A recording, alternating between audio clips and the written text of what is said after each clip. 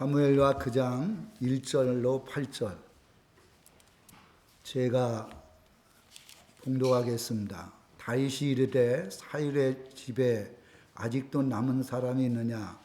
내가 요나단으로 말미암아 그 사람에게 은총을 베풀리라 하니라. 사울의 집에는 종 한 사람이 있으니 그의 이름은 시바라. 그를 다윗의 앞으로 부르매 왕이 그에게 말하되 네가 시바냐 하니 이르되 당신의 종이니라 하니라. 왕이 이르되 사울의 집에 아직도 남은 사람이 없느냐?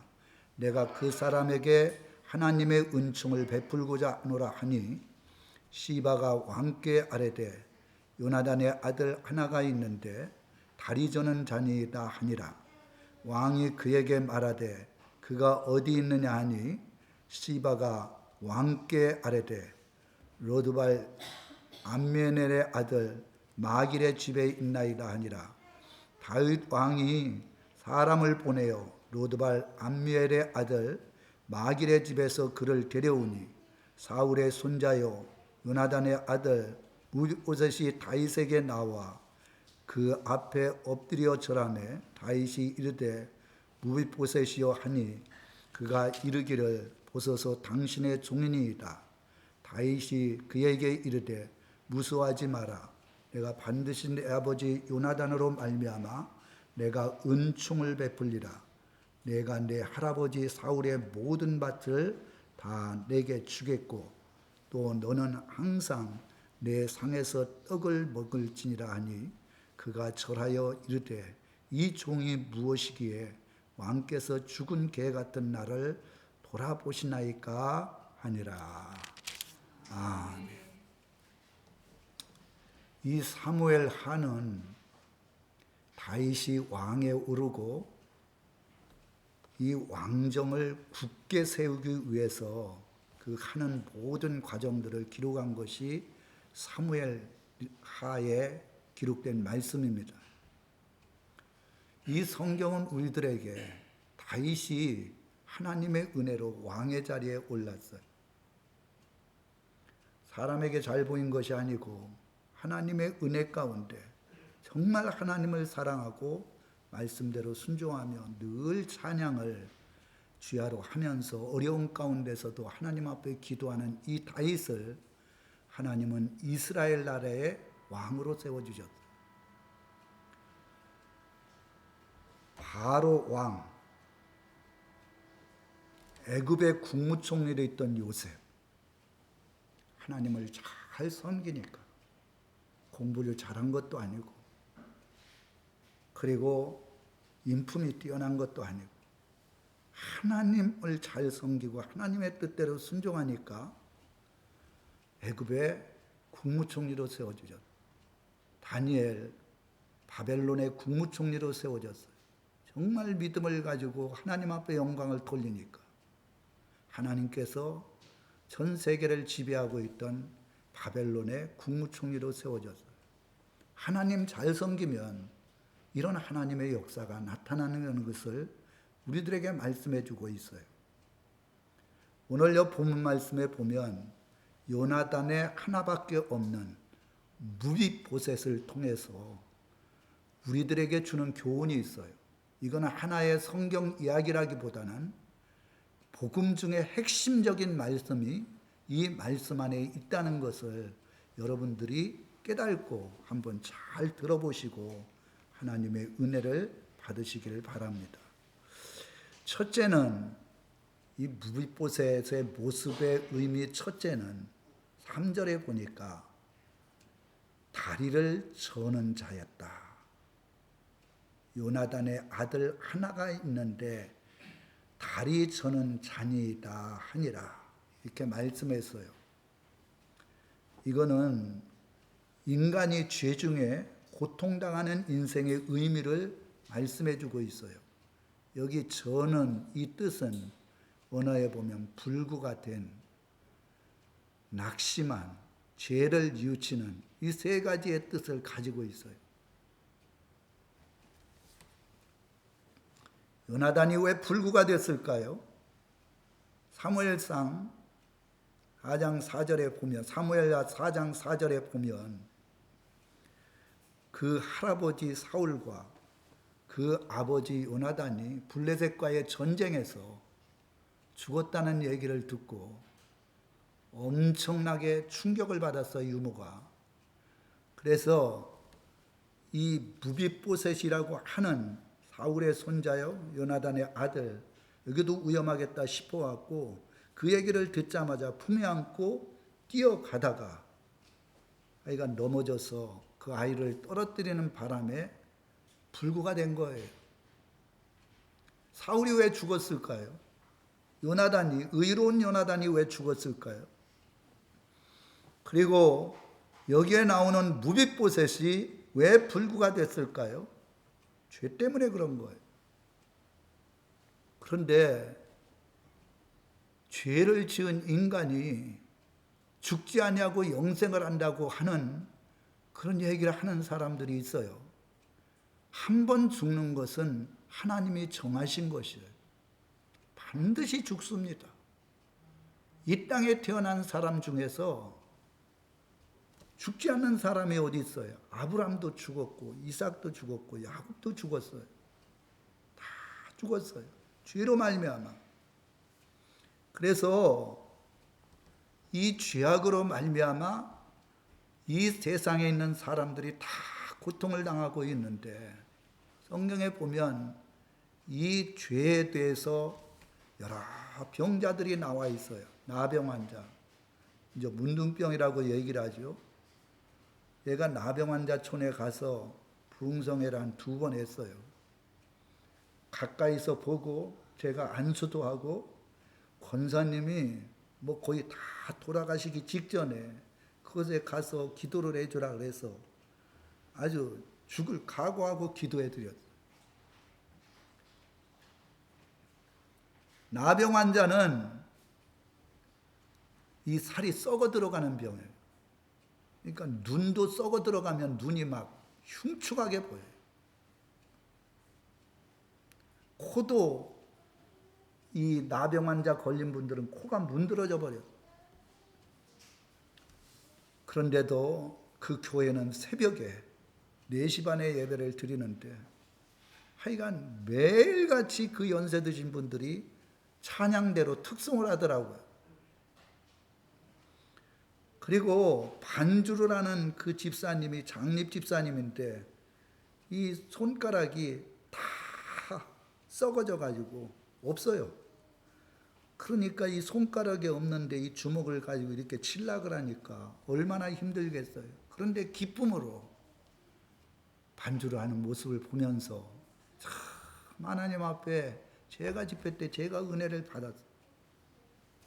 죄를 지으면 겉으로는 표가 나지 않지만 정말 흉측한 나병 환자를 통해서 우리들에게 죄가 이렇게 흉측하다는 흉측성을 말해주고 있어요. 중풍병에 걸린 사람들. 중풍병도 한편의 중풍병에 걸리면 한쪽 면이 움직이지 못하지만 머리부터 발끝까지 중풍병에 걸린 사람은 꼼짝을 못해요. 생각은 뻔한데 말이 안 나와. 움직이지 못해. 죄로 말미암아 무기력한 모습. 아무리 죄를 안 지으려고 해도 죄를 안 지을 수밖에 없는 우리의 육신의 연약함, 무기력한 모습을 중풍병 환자를 통해서 우리들에게 보여주는 거예요. 맹인들, 영적인 것을 보지 못하는 맹인들, 육적인 것도 보지 못하잖아요. 죄로 말미암아 절망하는 모습을 보여주는 거예요. 예수 믿지 않는 사람들은 죄가 죄인지 몰라요. 그래서 죄를 지어도 전혀 양심의 가책이 없어요.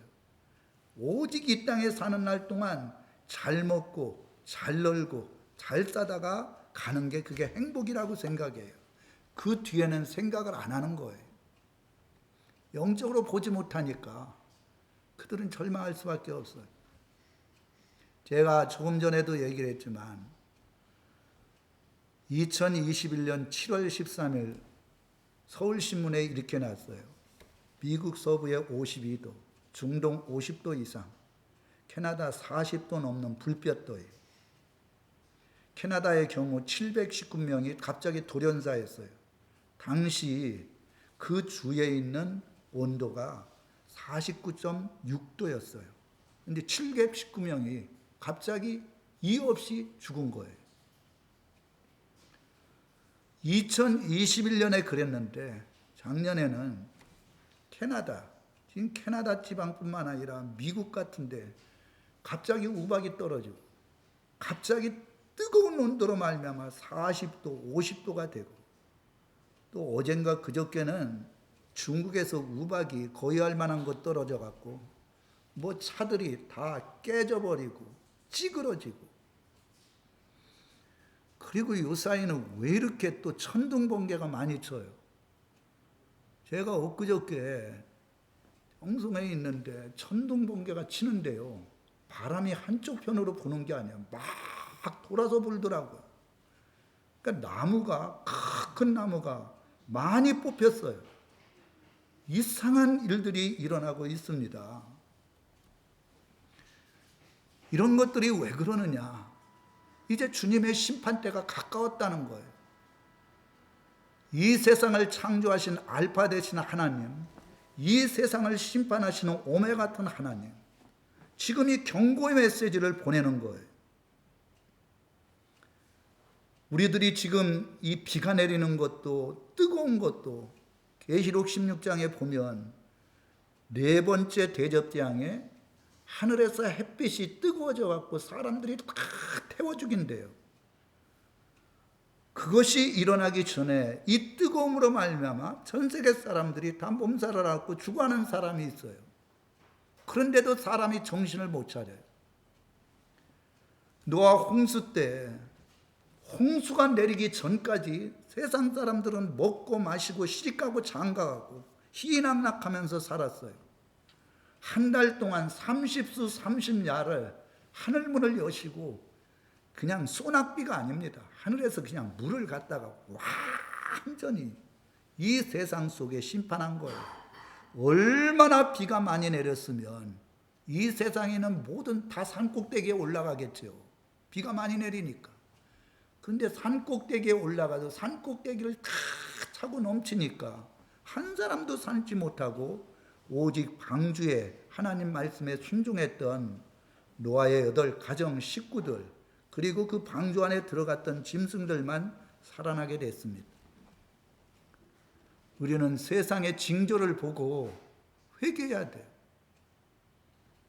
예수 믿는 사람들이 이런 징조를 보면서도 내가 이 땅에 살아가면서 진정한 행복을 느껴야 그 생각하지 마시고 이 땅에는 행복이 없어요. 하나님의 심판만 남은 거예요. 죄악이 너무 관영해갖고 우리나라에 서울 시내 한복판에서 케어 축제를 했어요. 대구에서도 동성로에서 케어 축제 하다가 다툼이 일어났어요. 그리고 지금 장마가 온 거예요. 엄청나게 오고 이게 우연입니까? 하나님은요 절대 우연이 없어요. 하나님이 하시는 모든 일은 섭리가 있고 뜻이 있어요. 기독교가 1200만이라고 합니다. 보통 교회에 나오는 성도들이 800만 정도 된대요. 이런 나라에서 동성연애자들이 도시 한복판에서 남자가 여자의 옷 입고 여자가 남자 옷 입고 그리고는 축제를 한다. 하나님이 진노한 거예요. 하나님이 가장 진노하는 게 뭐냐? 동성연애입니다. 하나님이 남자와 여자를 구분해 줬고 남자와 여자가 결혼해서 많은 자녀들을 낳을 수 있도록 하나님께서 그렇게 섭리안에 우리들에게 말씀해 줬는데 하나님의 그 말씀을 완전히 반역하는 게 뭐냐? 동성연애입니다. 우연이 아니에요. 저는 그 축제를 열고 서울시내에서 불허했는데도 불구하고 그냥 막 시민단체들이나 이런 사람들, 국회의원들 막 나서가지고 그거 방해하지 말라는 거예요. 결국은 이런 일들이 나지 않았는가. 그래서 여기에 무비보셋이 다리를 전다. 불구가 됐다. 불구가 돼보지 않는 사람들은 정말 성한 사람 보면 낙심할 수밖에 없거든요. 여러분 한번 장님이 돼보세요.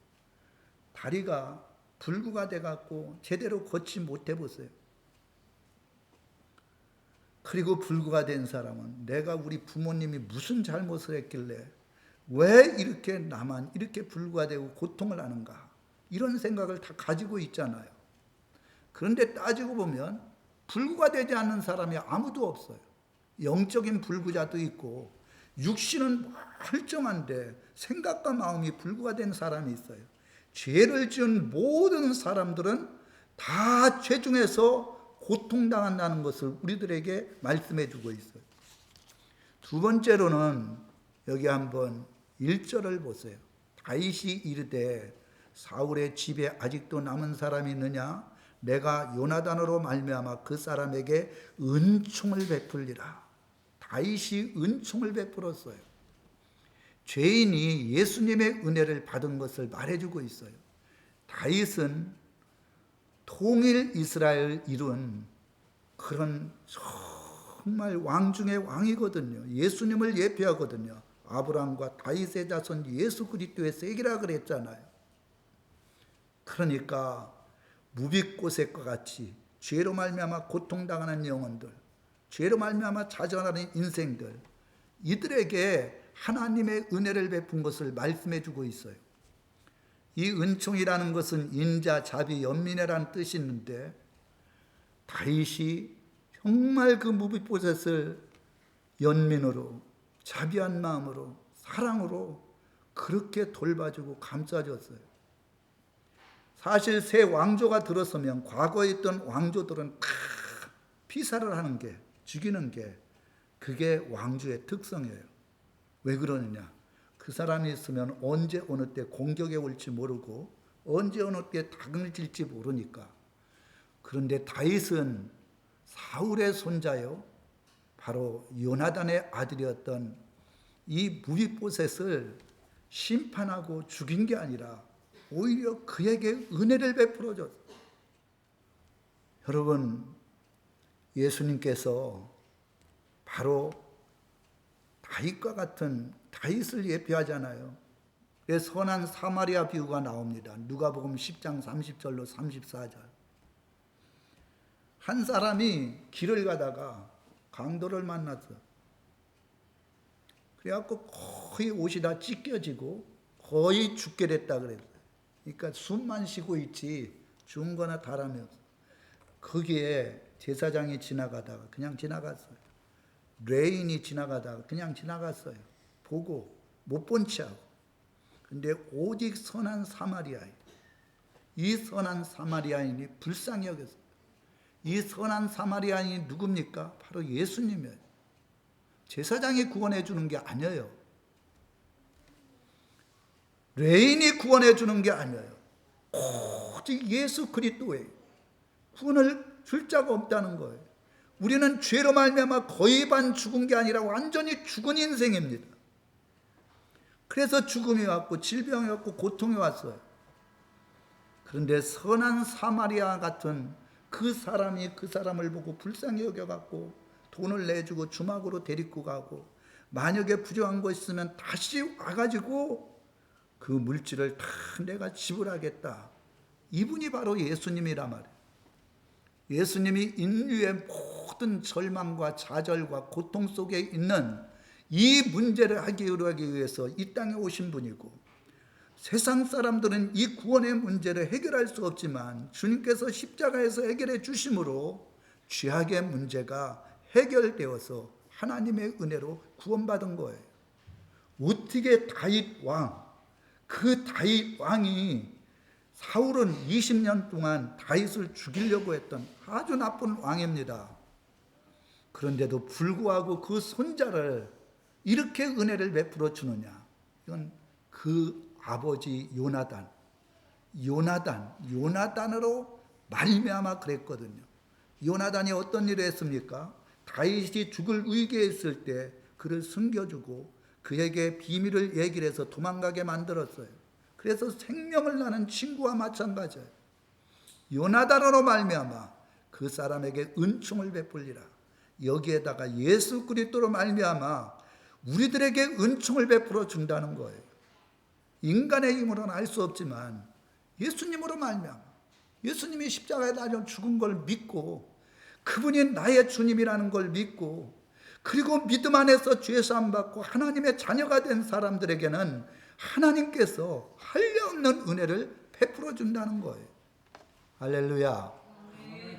근데 교회 안에 나오면서 저는요, 세례를 줄 때 뭐 다른 거 안 물어보고 예수가 십자가에서 달려 죽으신 것을 진심으로 믿습니까?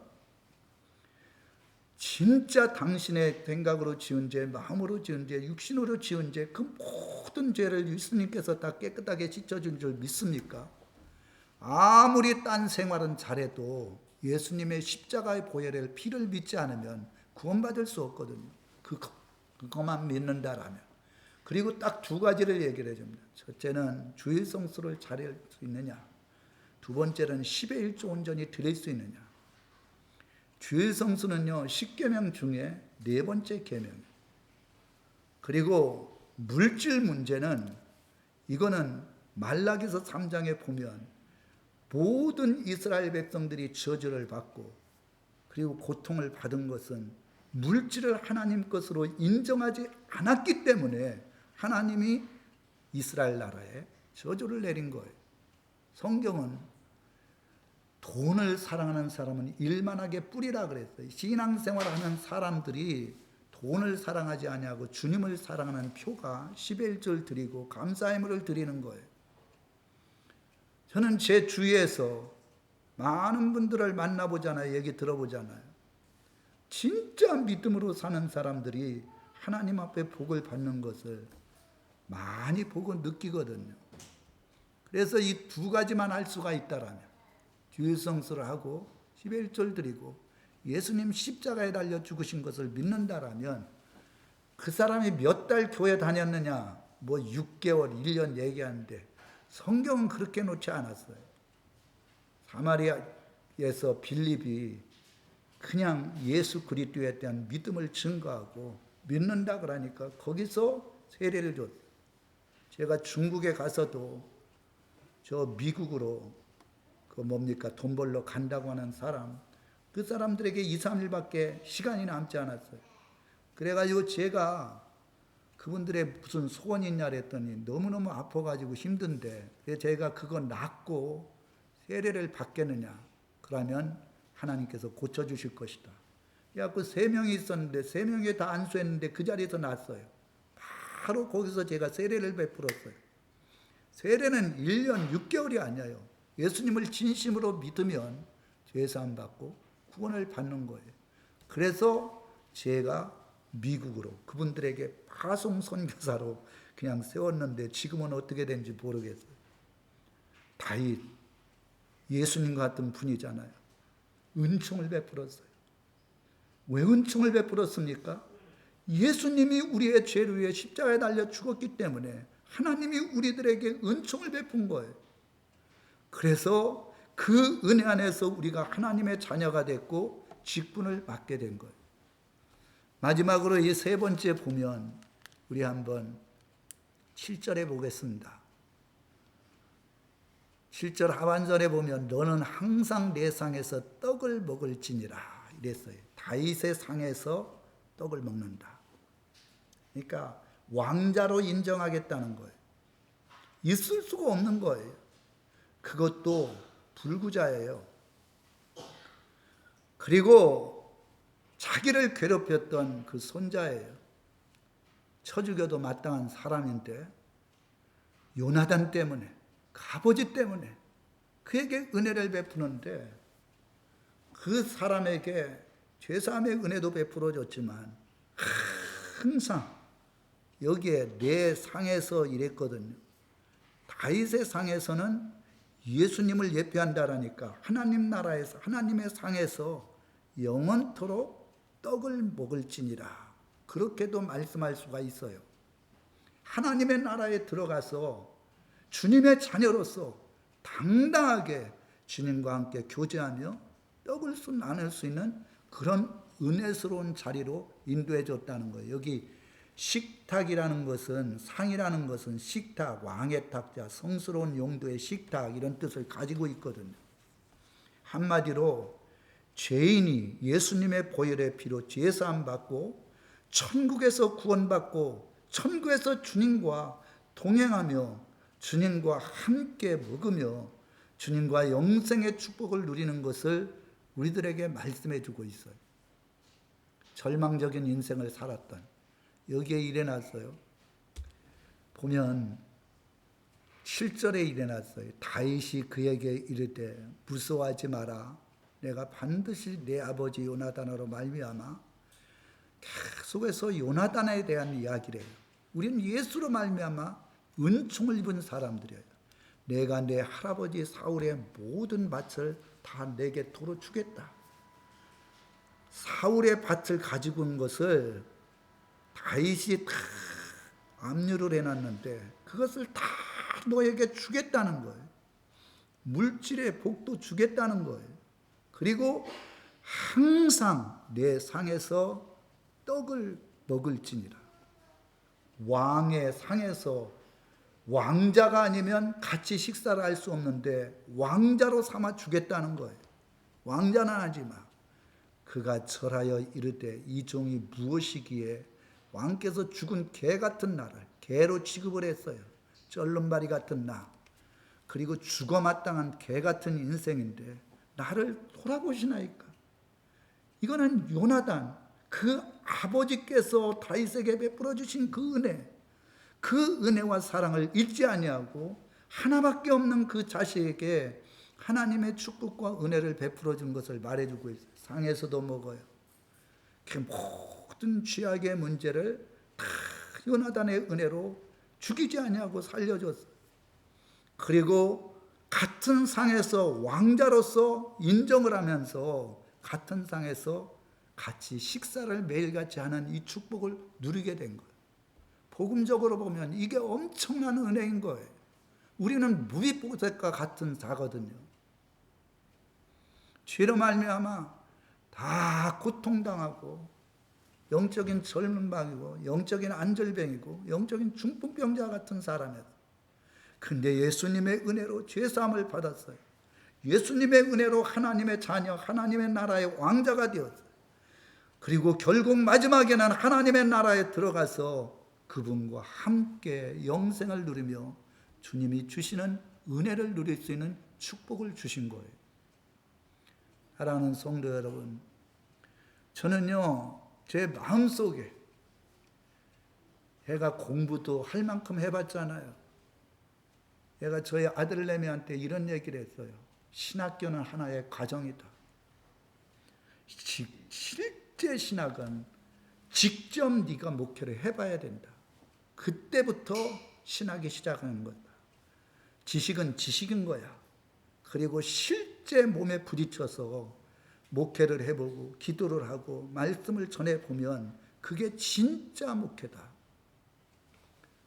그런 얘기를 했어요. 그러니까 이게 힘들고 어려워도 과정이라고 생각을 하고 나중에 목회를 할 때 이 신학을 한 것을 알려고 하지 말고 네가 직접 체험하고 성령의 인도함을 받을 때 믿음으로 승리할 수 있다. 이런 얘기를 했어요.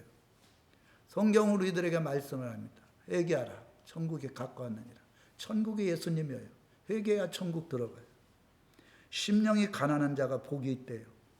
심령이 가난한 자는요, 오직 예수 십자가 외에는 구원을 받을 수 없다. 이 절대적인 믿음을 가진 사람이 심령이 가난한 자예요. 다른 아무것도 내 인생을 구원해 줄 수 없다. 이런 믿음을 가진 사람이 심령이 가난한 거예요. 예수님은 알지 못하고 세상에 쓸데없는 지식을 가지고 있는 사람들은 구원을 못 받아요. 사도 바울은 세상의 모든 지식을 다 배설물처럼 똥같이 다 버려버리겠다. 오직 십자가 외에는 내가 전하지 않고 알지 않기로 작정을 했다. 이게 사도 바울의 고백이에요. 이게 우리들의 고백이어야 돼. 진짜 주님의 은혜를 생각하면 눈물이 나지 않을 수 없어요. 무비보셋과 같이 죄 많은 인생, 개 같은 인생, 더럽고 추잡한 인생 구원해 주신 거 얼마나 감사합니까? 하나님 나라에 가서 그 주님과 함께 교제하며 동행할 수 있는 은혜를 베풀어 준 게 얼마나 감사합니까? 이제 내가 할 수 있는 게 뭡니까? 하나님 앞에 죄를 지을 때마다 회개하고 주님의 말씀대로 순종하면 그 행한 대로 하나님 나라에서는 더 우리가 생각한 것보다 큰 상급을 주시겠다는 거예요. 할렐루야. 여러분, 우리가 영원히 지옥 가야 될 인생이었는데, 개 같은 인생이었는데 우리를 구원해 주신 건 너무 감사하잖아요. 하나님 나라에 가면 차별이 없어요. 오직 믿음으로 산 자만이 구원을 받고 상급을 받고 주님의 나라에서 아름다운 집에서 살 수 있는 축복을 얻게 됩니다. 우리 목양교회 성도님들은 가장 좋은 하나님의 나라에서 가장 좋은 집에서 영생을 누리시기를 주님의 이름으로 축원합니다.